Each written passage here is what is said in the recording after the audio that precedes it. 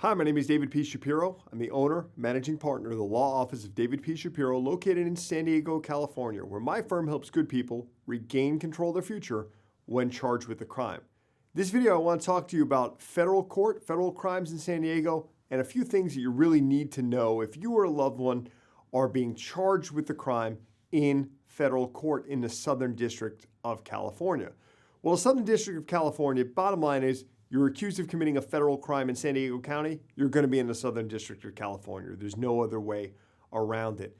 But one question that we see a lot, or we hear a lot from clients or people calling the firm, or even just being interviewed, is, well, why would a case be federal when a lot of times it would be state, right? Or how does a case start in state court and wind up being federal? Well, there's a lot of cases that are prosecuted in state court that could go federal. And that's really important to understand when those situations arise, because there are so many differences between state court and federal court when dealing with criminal defense matters. And, we see it a lot, most commonly in drug cases, right? San Diego is a border county. It's a border city located less than 15 miles north of the Mexico border. So we get a lot of cases, and we will see a lot of people who are arrested for an offense at the border, and the presumption is, well, it's going to go federal. Sometimes it does, sometimes it doesn't. Sometimes it has to do with the amount of drugs, right? So if it's a smaller amount of drugs at the border, those tend to go more towards state court. If it's a larger amount of drugs at the border, those tend to go more towards federal court. But just because even if you get the drugs across the border, you could still wind up in federal court if there's any belief that obviously the drugs came from a different state, a different country certainly, or that anything was used by way of commerce or anything outside of the state of California. We see that a lot also with guns, with ghost guns, in addition to drugs.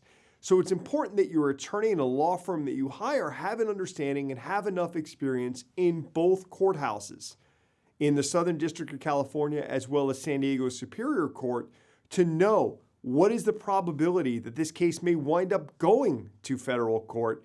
Is there an incentive to resolve the case maybe a little quicker than we normally would in state court to keep it away from federal court?